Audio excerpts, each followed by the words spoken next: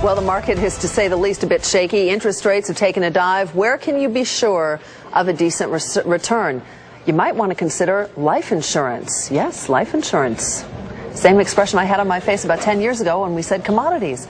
Joining me now is Joe Hyder, president of Dawson Wealth Management in Cleveland, and Adam Sherman, president of First Trust Financial Resources in Philadelphia. Dennis is with me as well. Joe, I'll start with you.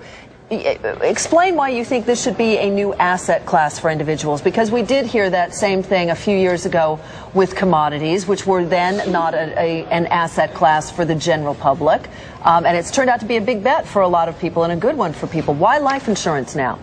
Well, it's simply taking the commodity that banks, corporations, and college endowments have been utilizing as a safe bet, long-term investment with high interest rates, virtually no volatility, and liquidity.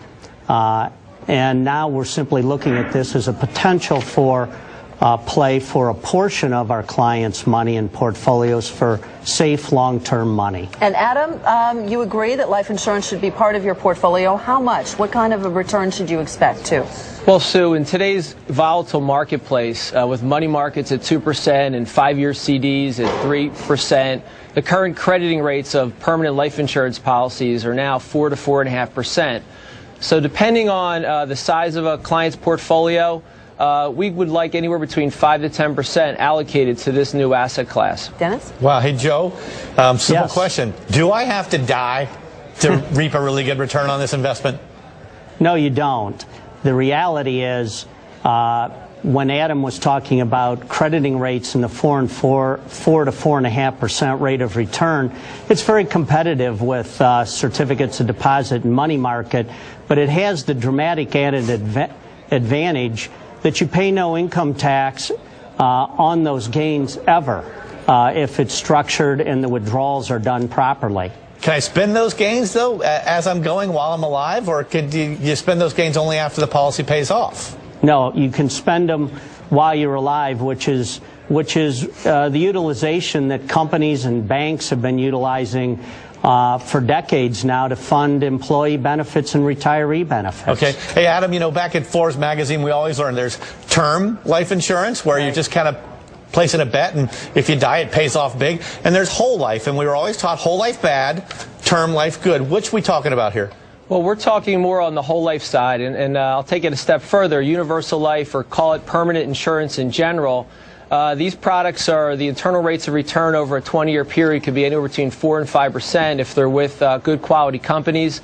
The industry itself is a AA industry, so we feel pretty good about parking clients' monies in these contracts. Okay, Joe, you guys are clearly playing on market fears, right? If the markets weren't so bad, you couldn't even manage to get on CNBC to be selling us life insurance, could you? Well, I suppose that's possible. The reality is, just as Adam mentioned, we're talking about 5 to 10% of our clients' portfolios in safe investments such as life insurance. So we're a big believer in the market. I'm not looking to scare clients. I'm just looking to talk about alternatives. Okay. Adam, do you worry, though, about some of the exposure that companies might have to some of the current problems? AIG, obviously, is a very kind of a different animal, but they are an insurance company, or part of them are, and they're having issues. Well, general accounts, and this is what we're talking about, permanent life insurance policies. AIG is a little bit of a different animal because they have a property and casualty division, but a traditional life insurance company is limited by statutes as to how much money they can maintain in the stock market. And if I recall, it's about 20% in today's environment. So most of these portfolios are very conservative. A lot of treasuries, government bonds, some high-grade corporates as well. So we feel pretty comfortable that these returns are solid. Okay, thank you, gentlemen, very much. Joe, Adam, a pleasure. Dennis, I'll see you again in just a second. Okay. Lots to talk about in the market today, as usual. So we have the markets covered for you minute by